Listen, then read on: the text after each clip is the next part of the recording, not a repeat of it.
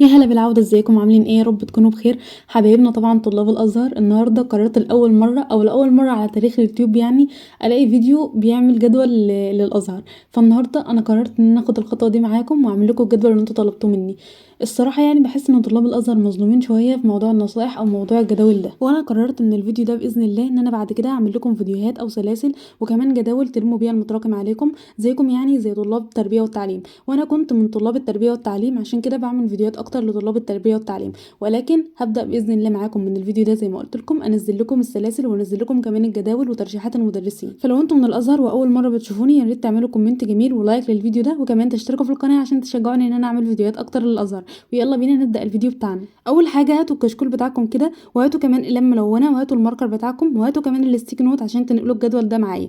الستيك نوت والماركر والحاجات دي هتخلي الجدول بتاعكم طالع كده مبهج وجميل، لان الستيك نوت دي والحاجات اللي انتوا هتكتبوها في الجدول بتاعكم اكتر حاجه هتديكم طاقه وهتجدد شغفكم للمذاكره وهتخليكم دايما كده متحفزين ان انتوا تبداوا في الجدول ده يوم عن يوم. اول حاجه بدات ان انا اعلم بالالوان، وبعدين عملت خلفيه كده باك جراوند جميله مبهجه كده، وبعدين بدات اكتب جدول لم المتراكم لاولى ثانوي ازهر. وبعد كده على طول بدات اخد المسطره بتاعتي واسطر الصفحه. الجدول ده هيكون للعلمي والادبي، انا هعمل جدولين في نفس الجدول للعلمي وللادبي، فانتوا بقى هتكتبوا ورايا سواء كنت علمي او ادبي. اول حاجه في العلمي مثلا انتوا عندكم مثلا 6 مواد، والادبي برضو عندهم 6 مواد، ولكن باختلاف المواد سواء كنتم علمي او ادبي. وكمان الجدول ده يكون عباره عن 7 ايام، مع ان المواد عندكم في العلمي والادبي 6، بس انا خليت الجدول ده 7 لان العربي كبير جدا وعندكم فروع كتير جدا فيه ومحتاجه كلها تتلم، واكيد كلكم مراكمين حاجات كتير جدا في العربي. انا عارفه انكم بتدرسوا كل حاجه في العربي لوحدها، ولكن انا بختصر اكيد يعني انتوا فاهميني. حاجه كمان الجدول ممكن ما يكونش واضح وانا بكتب، عشان كده مش عاوزاكم تقلقوا خالص. انا هسيبه لكم في اخر الفيديو ده تقدروا ان انتوا تاخدوا سكرين او تكتبوه معاكم. هتبداوا كده زي ما انا عملت بالمسطره، تعملوا 8 خانات رئيسيه للمواد وخانتين بس فوق رئيسيين هنكتب فيها اليوم، وبعدين هنكتب فيها الماده اللي احنا هنذاكرها. وانا مقسمه 3 خانات رئيسيين في اول الجدول، عشان زي ما قلت لكم انا عامله جدول للعلمي وجدول للادبي في نفس الجدول. وبعد كده نبدا نكتب الايام، اليوم الاول واليوم الثاني واليوم الثالث واليوم الرابع واليوم الخامس واليوم السادس واليوم السابع. وطبعا اليوم الثامن ده مش هنعمل فيه حاجه، احنا بس هنراجع، هيبقى مراجعه عامه على الحاجات اللي احنا ذاكرناها في الجدول طول الاسبوع. وكمان حاجه ان احنا يعني هنراجع فيه الحاجات الصعبه او المواد اللي هي محتاجه تركيز اكتر هنراجعها في اليوم الثامن ده. وفي اليوم الاول في الجدول سواء للعلمي او الادبي احنا هنراجع او هنلم النحو والصرف والبلاغه، عاوزين نراجعهم كويس جدا كده ونحل عليهم اسئله كتير جدا، لانهم بيعتمدوا على الحل الكتير، وكل ما تحل كتير فيهم كل ما مستواك يعلى. وفي اليوم الثاني في الجدول هنذاكر الادب والنصوص والمطالعه، طبعا للعلمي والادبي هنذاكرهم كويس جدا، وبعدين نبدا نحل عليهم اسئله كتير عشان بيعتمدوا برضو على الحل الكتير. وفي اليوم الثالث معانا للعلمي هنحاول ان احنا نلم الرياضه ونحل على كل الفروع اللي موجوده فيها، لان الرياضه بتحب الحل كتير جدا واكيد كلكم مراكمين حاجات كتير في الرياضه. وبالنسبه للادبي في اليوم الثالث فهم يحاولوا يلموا المتراكم عليهم في الانجليزي ويحلوا كتير جدا على قواعد الجرامر اللي عندهم، ويحاولوا يعلوا السكيلز اللي عندهم بانهم يحفظوا كلمات كتير جدا، لان حفظك للكلمات الكتير في الانجليزي يساعدك ان انت تعلي السكيلز بتاعتك، وكمان هيبقى عندك مهارات كتير جدا وانت بتحل الاساي وكمان سؤال القطعه وكمان سؤال الترجمه. وفي اليوم الرابع معانا في الجدول العلمي هيذاكروا الانجليزي وهيعلوا السكيلز بتاعتهم ويحلوا كتير جدا على قواعد الجرامر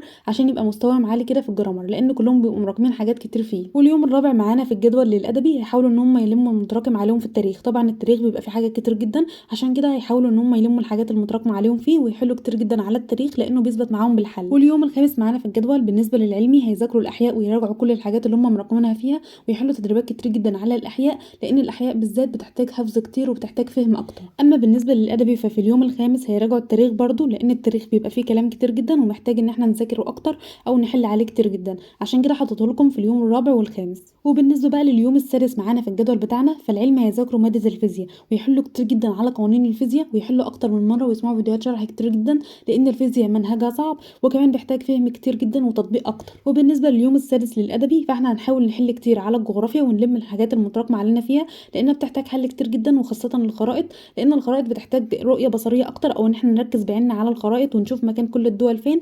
فاحنا هنحتاج ان احنا نركز على الجغرافيا في اليوم السادس كتير جدا ونحاول نحل خرائط كتير واسئله كتير جدا. وبالنسبه لليوم السابع معانا فبالنسبه للعلمي فهم هيراجعوا على الكيمياء ويلموا كل الحاجات المتراكمه عليهم فيها ويحلوا كتير جدا على الفصول والقوانين اللي موجوده في الكيمياء. وبالنسبه لليوم السابع للادبي فهم لازم يلموا المتراكم عليهم في علم النفس والاجتماع، لازم تبداوا يا جماعه تشوفوا لها فيديوهات شرح كتير جدا وتبداوا على طول تذاكروها، لانها بتحتاج حفظ بحت وبتحتاج حفظ كتير جدا وحل اسئله كتير. وبالنسبه بقى لليوم الاخير اللي هو الثامن ده طبعا قلت لكم هنعمل فيه مراجعه على كل حاجه بالنسبه للعلمي والادبي، كلكم طبعا هتراجعوا كل حاجه في المواد عندكم والفصول الصعبه تخلوها في اليوم ده، فلو حاجه او ماده او فصل مش عارفين تذاكروه كويس جدا في اول يوم من ايام مثلا الجدول، فانتوا ممكن تحطوه في اليوم الاخير ده وتذاكروا او تركزوا عليه اكتر. وبكده يكون انا خلصت كتابه الجدول معاكم، وكمان زينته بالماركر والالوان، وزي ما انتوا شفتوا كده بقى شكله مبهج جدا، وكمان حطيت لكم استيكرات جميله جدا، وكمان زينت لكم الصفحه بالاستيكرز. والاستيكر ده الصراحه انا بحبه جدا جدا، لانه بصراحه بيشجعني مع انه مضحك، ولكن بيشجعني جدا وسط الازمات او وسط الضغوطات اللي بتبقى عليا في الدراسه. نيجي بقى لاهم الحاجات اللي معانا في جدول النهارده.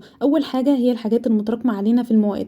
اول حاجه هنعملها هو اننا هنجيب الصفحه اللي قبل الجدول ده على طول، ونبدا نكتب المتراكم في المواد. هتبداوا تكتبوا كل المواد اللي عندكم خلال الترم ده، وتبداوا على طول تحتها تكتبوا كل حاجه متراكمه عليكم في كل ماده، زي ما انا عملت معاكم كده في الفيديو ده. زي ما انتم شايفين كده انا بدات اكتب كل المواد اللي عليكم في اولى ثانوي، وبدات كمان اسيب فراغ تحتها عشان انتوا كمان تسيبوا الفراغ ده وتكتبوا كل حاجه متراكمه عليكم في كل ماده لوحدها، عشان تقدروا كده ان انتوا تبقوا عارفين ايه الحاجات المتراكمه عليكم وايه الحاجات اللي انتوا المفروض تلموها، وتبقوا كده مواجهين نفسكم بكل حاجه في المواد. نيجي بقى لاهم جزء معانا في الفيديو بتاع النهارده، وهو ازاي هنلم المواد اللي متراكمه علينا، وازاي هنشوف فيديوهات من على اليوتيوب، وايه القنوات اللي احنا المفروض نسمعها عشان نلم الحاجات المتراكمه علينا ونبسط لنا الدنيا كده، او نبسط الدنيا بالنسبه لنا كده واحنا بنراجع. اول قناه هرشحها معاكم النهارده، ودي هتشرح للادبي وللعلمي وكل المواد اللي هي مشتركه بين التربيه والتعليم والازهر، وهي قناه الخطه التعليميه. قناه الخطه التعليميه بتشرح الرياضه حلوه قوي، وكمان الانجليزي، وكمان الاحياء والفيزياء والكيمياء، وكمان برضو عندها التاريخ والجغرافيا، بيشرحوا علم النفس والاجتماع والتاريخ والجغرافيا، وكل المواد بتاعه الادبي والعلمي بيشرحوها كويس قوي.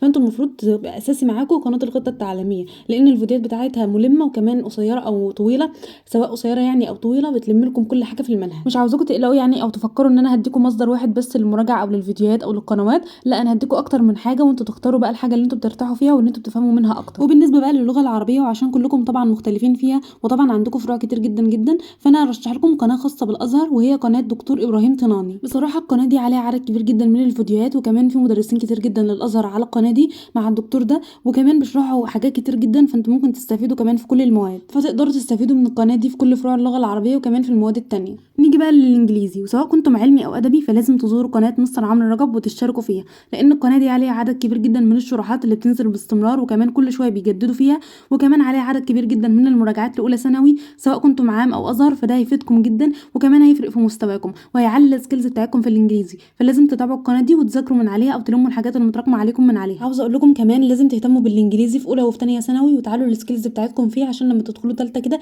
يكون مستواكم عالي جدا في الانجليزي، لان معظم السكيلز سواء في ثانويه عامه او ثانويه ازهريه بتكون عباره عن التراكمي، والانجليزي طبعا دايما بيعتمد على التراكمي، سواء جرامر او حتى كلمات او حتى ترجمه او اي حاجه من دي. وفي قناه كمان بتشرح انجليزي اسمها قناه مستر احمد ابراهيم، القناه عليها عدد كبير جدا من الفيديوهات برضو والشرح، وكمان هتفهموا برضو من عليها حاجات كتير وهتستفادوا، فاشتركوا في القناتين عشان هيفيدوكم جدا في الانجليزي. وبالنسبه للفيزياء فعندك مستر محمد ابراهيم بيشرح برضو الفيزياء حلوه قوي لاولى ثانوي، وكمان عندكم مستر حسام خليل بيبقى عامل مراجعات وبرضو شروحات لاولى ثانوي. وبالنسبه للاحياء عندكم قناتين مهمين جدا، وهي قناه دكتور محمد ايمن وقناه دكتور احمد الجوهري. القناتين عليهم عدد كبير جدا من الشرح الاولى والثانيه والثالثه ثانوي، عليهم عدد كبير جدا برضو من الفيديوهات والمراجعات، تقدروا ان انتوا تستفيدوا منهم في لم الاحياء ولم الحاجات اللي متراكمه عليكم فيها. وفي قناه جميله برضو اسمها بسطتها لك بتشرح احياء جميله جدا برضو، ممكن تفهموا من اي قناه انتوا حابينها على حسب بقى مستواكم عامل ازاي وعلى حسب الطريقه اللي انتوا بترتاحوا فيها في الشرح. وبالنسبه للكيمياء فزي ما قلت لكم على قناه الخطه التعليميه في فيديوهات كتير جدا، وفي فيديوهات شرح وحل اسئله كتير جدا على القناه دي، فتقدروا ان انتوا تستفيدوا منها. وبالنسبه برضو للتاريخ والجغرافيا اللي بتوع الادبي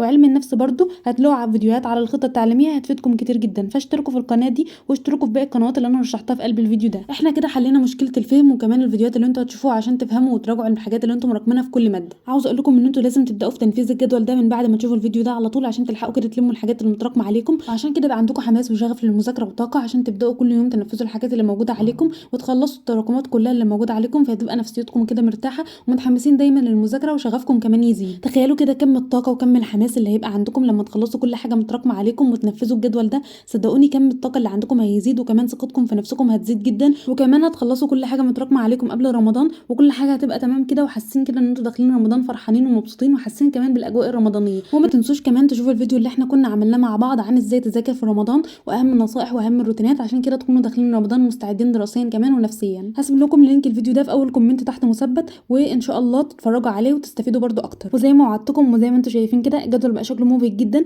وكمان تقدروا ان انتوا تاخدوا سكرين او ان انتوا تنقلوه في اخر الفيديو زي ما انا قلت لكم.